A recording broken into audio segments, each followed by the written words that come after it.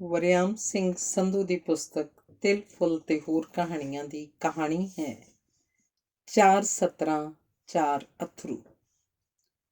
ਅਜੇ ਤੋਂ ਕੁੜੀ ਸੀ, ਕੁੜੀਆਂ ਨਾਲੋਂ ਉਹਦਾ ਕੀ ਘੱਟ ਸੀ। ਪੰਮੀ ਦੀ ਬੀਜੀ ਨੂੰ ਸ਼ੀਸ਼ਾ ਮੂੰਹ ਪਾੜ ਪਾੜ ਕਹਿ ਰਿਹਾ ਸੀ। 35-36 ਸਾਲ ਵੀ ਕੋਈ ਉਮਰ ਹੁੰਦੀ ਹੈ? ਬੰਦਾ ਸਰੀਰ ਦੀ ਸਾਂਭ ਰੱਖੇ ਸਹੀ। ਅੱਜ ਕੱਲ੍ਹ ਤਾਂ ਆਮ ਲੋਕੀ ਵਿਆਹ ਵੀ ਇਸੇ ਉਮਰੇ ਕਰਾਉਂਦੇ ਹਨ। ਉਹਦਾ ਭਲਾ ਕੁੜੀਆਂ ਨਾਲੋਂ ਕੀ ਘੱਟ ਸੀ।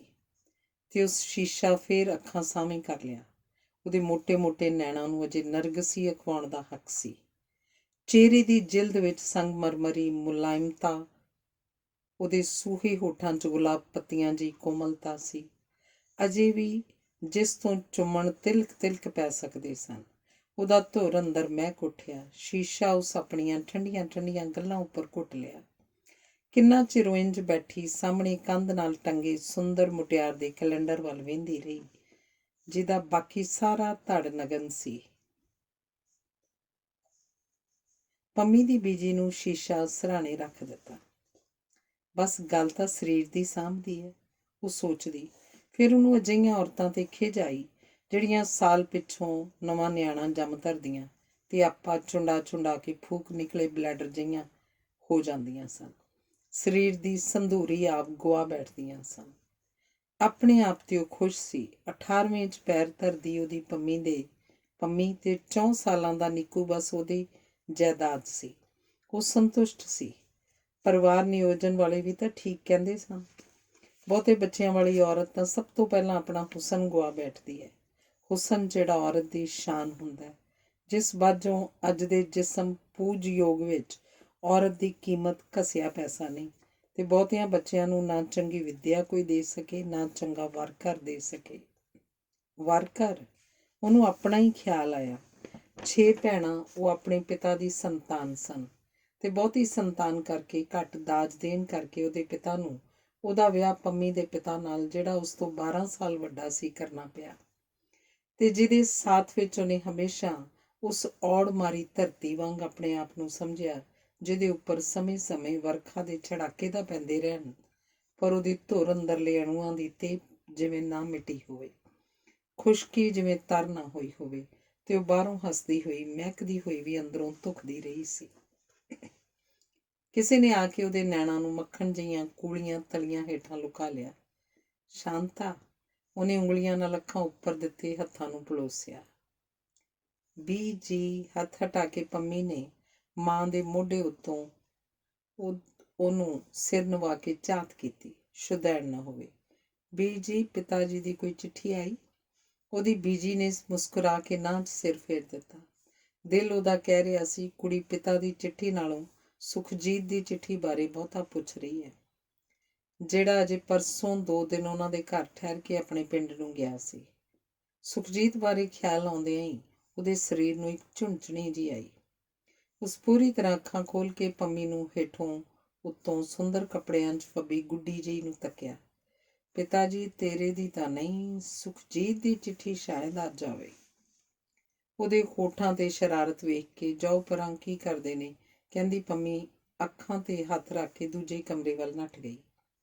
ਸੁਖਜੀਤ ਪੰਮੀ ਦੇ ਪਿਤਾ ਨਾਲੋਂ ਫੌਜ ਵਿਚਲੇ ਬੇਲੀ ਸੂਬੇਦਾਰ ਦਾ ਲੜਕਾ ਸੀ।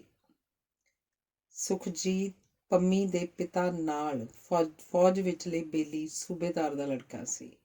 ਉਹ ਇਕੱਠੇ ਭਰਤੀ ਹੋਏ ਸਨ। ਭਰਾਵਾਂ ਵਰਗਾ ਪਿਆਰ ਇੱਕ ਦੂਜੇ ਨੂੰ ਜਵਾਨੀ ਵੇਲੇ ਤੋਂ ਲੈਂਦੇ ਤੇ ਦਿੰਦੇ ਆਏ ਸਨ। ਪਰਿਵਾਰਾਂ ਦਾ ਆਪਸ ਵਿੱਚ ਆਉਣ ਜਾਣ ਸੀ। ਸੁਖਜੀਤ ਵੀ ਨਿੱਕੇ ਹੁੰਦਿਆਂ ਤੋਂ ਹੀ ਆਪਣੀ ਮਾਂ ਨਾਲ ਉਹਨਾਂ ਕੋਲ ਆਉਂਦਾ ਜਾਂਦਾ ਰਿਹਾ ਸੀ ਤੇ ਹੁਣ ਪੰਮੀ ਦੇ ਪਿਤਾ ਤੇ ਸੁਖਜੀਤ ਦੇ ਪਿਤਾ ਦੀ ਨਿੱਘੀ ਦੋਸਤੀ ਨੂੰ ਸਦੀਵੀ ਰਿਸ਼ਤੇਦਾਰੀ 'ਚ ਬਦਲ ਦੇਣ ਦੀ ਸਾਂਝ ਇੱਛਾ ਬਣ ਗਈ ਸੀ। ਕੁੜੀ ਤੇ ਮੁੰਡਾ ਵੀ ਦਿਲੋਂ ਇੱਕ ਦੂਜੇ ਨੂੰ ਚਾਹੁੰਦੇ ਸਨ ਤੇ ਜੋੜੀ ਵੀ ਚਿੱਟੇ ਚੌਲ ਪੁੰਨ ਕਰਨ ਤੋਂ ਪਿੱਛੋਂ ਵੜਨ ਵਾਲੀ ਜੋੜੀ ਨਾਲੋਂ ਵੀ 2 ਰੱਤੀਆਂ ਵੱਧ ਸੀ। ਦੋਵੇਂ ਫੌਜੀ ਖੁੱਲ੍ਹ ਖਿਆਲੀਏ ਸਨ। ਇਸ ਲਈ ਪੰਮੀ ਦੇ ਪਿਤਾ ਨੇ ਸੁਖਜੀਤ ਦੇ ਪਿਤਾ ਨੂੰ ਲਿਖ ਦਿੱਤਾ ਸੀ ਕਿ ਮੁੰਡਾ ਆਪ ਪਿੰਡ ਜਾ ਕੇ ਕੁੜੀ ਦੀ ਰਾਏ ਜਾਣ ਲਵੇ ਤੇ ਰਿਸ਼ਤੇ ਨੂੰ ਅੰਤਿਮ ਸ਼ਕਲ ਦੇਣ ਤੋਂ ਪਹਿਲਾਂ ਦੋਵੇਂ ਆਪਸ ਵਿੱਚ ਵਿਚਾਰ ਵਟਾਂਦਰਾ ਕਰ ਲੈਣ। ਸੁਖਜੀਤ ਅੱਗੇ ਬੜੀ ਚੰਗੀ ਤਰ੍ਹਾਂ ਪੰਮੀ ਨੂੰ ਜਾਣਦਾ ਸੀ, ਪਰ ਇਹ ਸੁਨਹਿਰੀ ਮੌਕਾ ਉਹ ਕਿਸੇ ਤਰ੍ਹਾਂ ਵੀ ਹੱਥੋਂ ਨਹੀਂ ਸੀ ਜਾਣ ਦੇਣਾ ਚਾਹੁੰਦਾ। ਉਹ ਆਇਆ ਤਾਂ ਅਗਲੇ ਦਿਨ ਸਵੇਰੇ ਹੀ ਪੰਮੀ ਦੀ ਸਹੇਲੀ ਸ਼ਾਂਤਾ ਦਾ ਘਰ ਵਾਲਾ ਜਿਹੜਾ ਸ਼ਾਂਤਾ ਨੂੰ ਲੈਣ ਆਇਆ ਹੋਇਆ ਸੀ, ਸੁਖਜੀਤ ਨੂੰ ਵੇਖਣ ਲਈ ਪੰਮੀ ਹੋਰਾਂ ਦੇ ਘਰ ਆ ਧਮਕਿਆ। ਉਸ ਸ਼ਰਾਬ ਦੀ ਬੋਤਲ ਬੁੱਕਲ ਹੇਠਾਂ ਲੁਕਾਈ ਹੋਈ ਸੀ। ਨਾ ਕਰਨ ਤੇ ਵੀ ਉਹ 2-3 ਭਰਵੇਂ ਪੈਗ ਸੁਖਜੀਤ ਨੂੰ ਲੁਆ ਗਿਆ। ਕੁਝ ਚਿਰ ਪਿੱਛੋਂ ਸ਼ਾਂਤਾ ਆਪਣੇ ਪਤੀ ਨੂੰ ਲੈਣ ਆਈ। ਉਸ ਪੰਮੀ ਨੂੰ ਵੀ ਆਪਣੇ ਘਰ ਜਾਣ ਲਈ ਕਿਹਾ। ਪੰਮੀ ਨੇ ਮੁਸਕਰਾ ਕੇ ਨਾ ਕਰ ਦਿੱਤੀ। ਨਹੀਂ, ਸਾਰੀ ਉਮਰ ਇਹਦੇ ਪੱਟਾਂ ਤੇ ਲੇਟਣਾ ਹੀ, ਸ਼ਾਂਤਾ ਨੇ ਪੰਮੀ ਦੇ ਕੰਨ 'ਚ ਕਹਿੰਦਿਆਂ ਉਹਦੀ ਵੱਖੀ ਕੁਤਕੁਤਾਈ ਤੇ ਬਾਹੋਂ ਫੜ ਧੂੰਦੀ ਆਪਣੇ ਘਰ ਨੂੰ ਤੁਰ ਗਈ।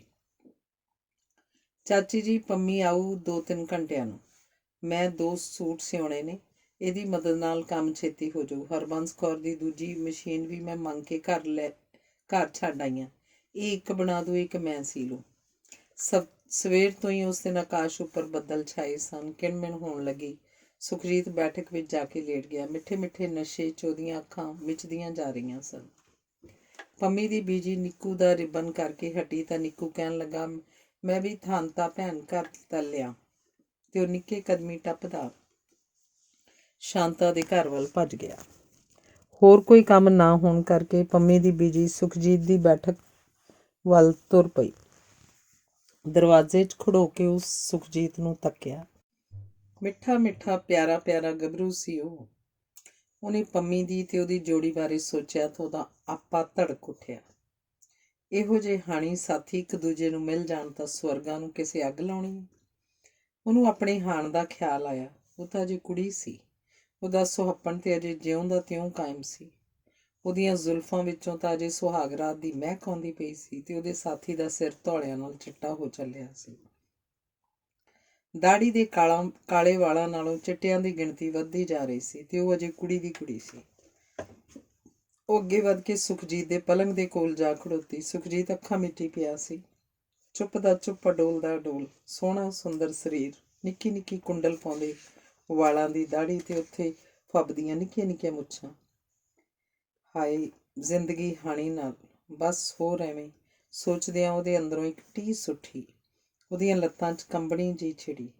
ਸੁਖਜੀਤ ਦੇ ਜੂੜੇ ਦੀ ਇੱਕ ਨਿੱਕੀ ਜਿਹੀ ਲਿਟ ਮੱਥੇ ਉੱਤੇ ਤਿਲਕ ਆਈ ਸੀ। ਉਹਦਾ ਜੀ ਕੀਤਾ ਨਿੱਕੀ ਜਿਹੀ ਲਿਟ ਪਾਸੇ ਕਰਕੇ ਸੁਖਜੀਤ ਦੇ ਪੁੰਨਿਆਂ ਦੇ ਚੰਦ ਵਰਗੇ ਚੌੜੇ ਮੱਥੇ ਨੂੰ ਪਿਆਰ ਨਾਲ ਤੱਕੇ। ਮੱਥੇ ਨੂੰ ਉਹਦਾ ਹੱਥ ਛੂਹਿਆ ਹੀ ਸੀ ਕਿ ਸੁਖਜੀਤ ਨੇ ਉਹ ਹੱਥ ਘੁੱਟ ਕੇ ਫੜ ਲਿਆ ਤੇ ਅੱਖਾਂ ਮੀਟੀ ਉਹਨੂੰ ਆਪਣੇ ਉੱਤੇ ਖਿੱਚ ਲਿਆ। ਨਸ਼ੇ ਦੇ ਲੋਰ ਵਿੱਚ ਖਬਰੇ ਉਹਨੂੰ ਪੰਮੀ ਦਾ ਭੁਲੇਖਾ ਪੈ ਗਿਆ ਸੀ। ਉਹਦੀ ਹਿੱਕ ਉੱਤੇ ਡਿੱਗ ਪਈ। ਉਹਦੇ ਸਿਰ ਨੂੰ ਉੱਚਾ ਕਰਕੇ ਆਪਣੇ ਮੂੰਹ ਵੱਲ ਕਰਨ ਲੱਗਾ। ਹੈਂ ਬੀਜੀ? ਉਹਦੇ ਹੱਥਾਂ ਵਿੱਚੋਂ ਜਿਵੇਂ ਜਾਨ ਨਿਕਲ ਗਈ। ਨਸ਼ੇ 'ਚ ਹੁੰਦਿਆਂ ਵੀ ਉਹਦੀ ਸੋਚ ਤਰੇਲੋ ਤਰੇਲੀ ਹੋ ਗਈ। ਸੁਖਜੀਤ ਦੇ ਪੈਰਾਂ ਤੱਕ ਜਿਵੇਂ ਪਸੀਨਾ ਆ ਗਿਆ। ਪਰ ਉਹਨੂੰ ਤਾਂ ਕੁਝ ਵੀ ਸੁੱਝ ਨਹੀਂ ਸੀ ਰਿਹਾ।